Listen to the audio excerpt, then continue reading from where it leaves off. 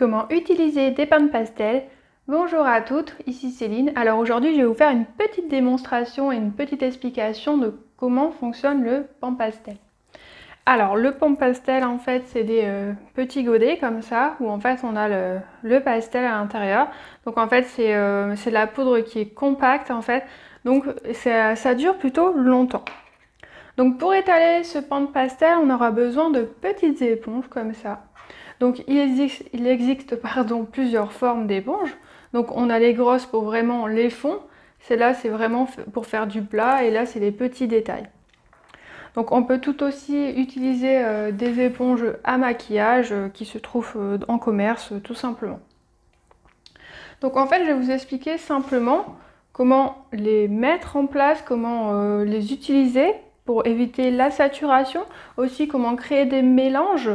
Donc je vais vraiment vous expliquer toutes les étapes pour éviter de salir, de ne pas saturer. Donc je vous explique tout, donc restez bien jusqu'au bout de la vidéo. Alors dans un premier temps, on va voir comment poser tout simplement le pan de pastel.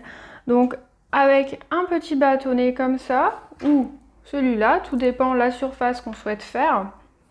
Donc pour cela, je vais utiliser ce petit bâtonnet. En fait, on vient prendre tout simplement le pan de pastel. On vient faire un petit mélange comme ça. Donc on vient mettre la matière. Et ce qu'on peut faire avant, parce que c'est vrai que le pan pastel a tendance un petit peu à être un peu volatile en fait.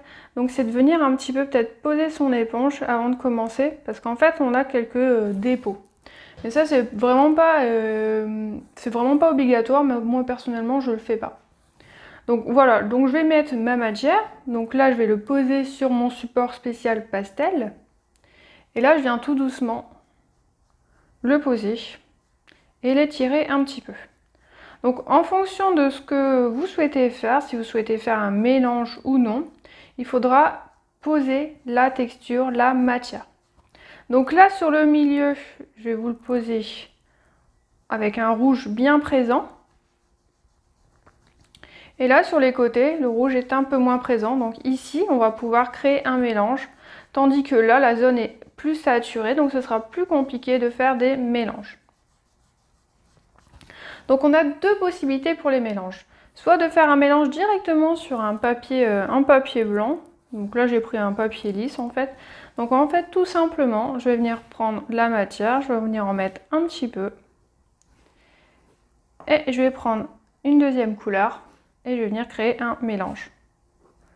Donc ça après il faut prendre un papier type A4 pour vraiment que le mélange il se forme bien.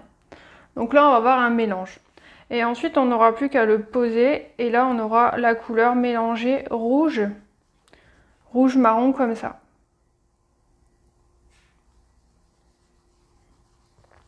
Donc ça c'est la deuxième solution où tout simplement on met une première passe, on vient prendre un peu de matière et on vient créer le mélange. Et en fonction de la couleur qu'on souhaite, on reprend un peu de rouge et on vient créer cette différence de texture. Donc tout dépend de la couleur vraiment souhaitée. Donc là, une fois que c'est mis, en fait mon papier il commence un petit peu plus à saturer. Donc là, on sait que la couleur, elle est choisie, elle est faite. Donc là, on a une belle différence de rouge. Donc on a un rouge lumineux et là, on a un rouge qui part un peu plus vers le sombre.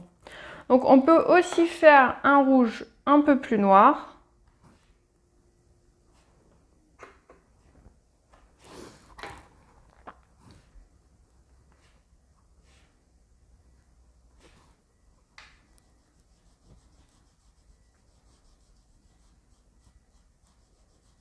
Deuxième technique, je mets le rouge. Donc je l'étale et ensuite je viens prendre mon noir et je l'étale directement. Donc là le noir est tout de suite un petit peu plus noir que celui d'avant. Donc là ça permet de donner de l'ombrage. Donc tout dépend ce qu'on souhaite faire au niveau de son œuvre en fait.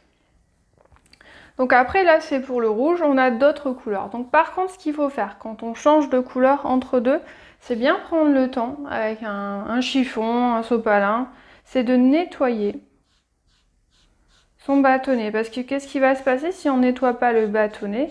C'est qu'en fait, on va mettre du dépôt rouge sur une autre couleur. Et après, ça va créer des faux mélanges et ça va pas forcément donner le résultat souhaité. Donc là, je viens le frotter jusqu'à temps que la couleur soit à peu près partie. Comme ça, je vais pouvoir prendre une autre teinte, par exemple du vert. Donc je vais prendre mon vert. Donc je fais attention, je l'étale une première fois. Je vais un petit peu à côté frotter. Et je viens mettre mon vert. Donc là, le vert est vert sans dépôt de rouge à l'intérieur. Donc comme tout à l'heure, si je veux en mettre plus, je remets un peu plus. Et si je veux créer le mélange, je viens le mettre à côté légèrement. Et si je souhaite rajouter par exemple un peu de vert clair, je vais venir tamponner délicatement, sans forcer. Et je vais mettre un petit peu de vert. Donc là, c'est vraiment tout doucement, faut pas aller trop vite. Il faut vraiment mettre petit à petit. S'il faut, on rajoute un petit peu de vert. Et on vient tout doucement créer son mélange.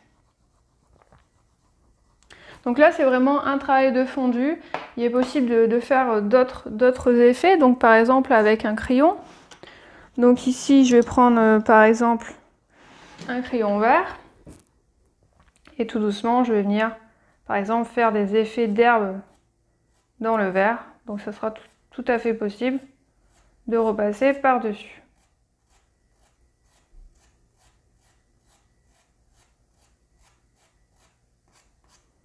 Donc ce qu'il faut faire attention justement avec le pan pastel ou tout autre pastel, c'est de ne pas saturer son support pour justement si on veut faire des petits détails comme ça au crayon. Donc ça va passer tout seul et ce sera beaucoup plus simple. Parce qu'une fois que le support est un peu saturé, donc on va essayer de saturer directement le support. Donc quand je dis saturé, c'est vraiment un excédent de matière. Donc on en met, on en met, on en met. Donc on va mettre plusieurs teintes pour vraiment saturer le papier. Donc là en même temps on crée le mélange. Donc sur du pastel mat, il faut vraiment y aller pour le saturer. Hein. Là je parle vraiment, c'est sur d'autres types de papier. Donc par exemple là je vais vouloir mettre mon herbe. Donc là, ce sera plus compliqué, voire impossible, de venir mettre de l'herbe. Donc voilà, là, c'est vraiment la différence entre là, je sature pas, et ici, je sature. Donc le fait de saturer, on ne peut plus repasser au crayon. Donc c'est pour ça que le pan pastel, il faut vraiment y aller en douceur. Il faut vraiment ressentir un petit peu ce qu'on dessine sur la feuille. Pour vraiment ressentir justement quand est-ce qu'on sature, quand est-ce qu'on sature pas. Normalement, si on va tout en douceur, comme j'explique dans mes cours en vidéo, il n'y a pas de problème de saturation. Donc moi, j'en ai pas du tout.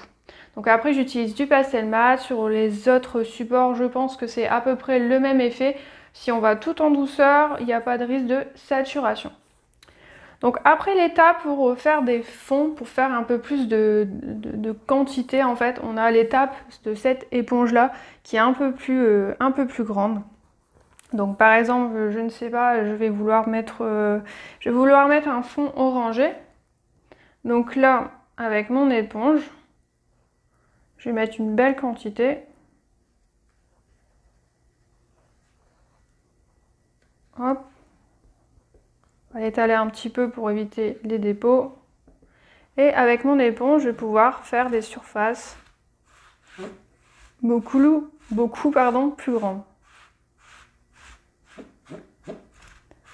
Donc en faisant des grandes surfaces comme ça, je peux après... Alors d'abord, on nettoie bien son bâtonnet. Surtout, c'est une étape qui est hyper importante. Donc moi, dans mes vidéos de mes cours, je le rappelle constamment qu'il faut bien nettoyer ses supports. Hop. Donc par exemple, je ne sais pas, on va mettre du rouge. Tiens, c'est joli le rouge. Donc on va mélanger ici. Et là, en fait, on va pouvoir créer quelques effets directement dans le orange.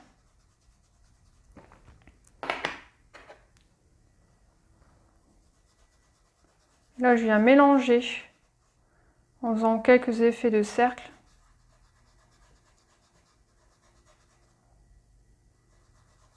Donc en fonction de l'intensité qu'on souhaite faire, en fait, on en rajoute ou non, tout dépend de l'intensité.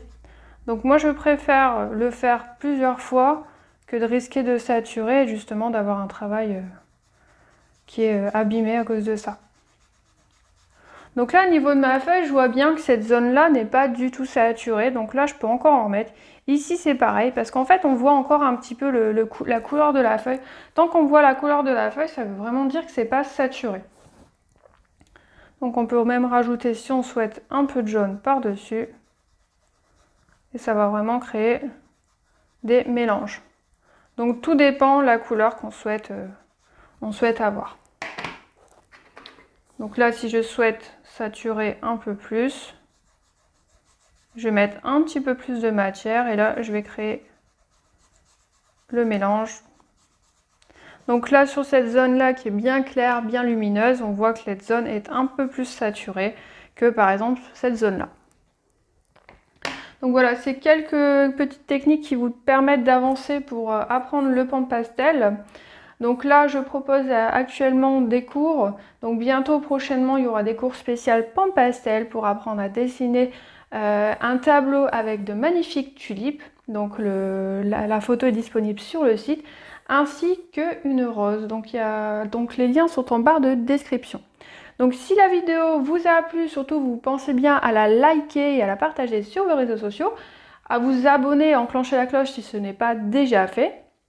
Et si vous voulez tout simplement apprendre le pastel sec, je propose un guide gratuit qui vous permet de savoir quel matériel avec lequel débuter, ainsi qu'un cours d'1 heure offert pour mettre le tout en pratique. Et je vous dis à bientôt pour la prochaine vidéo. Et bon dessin!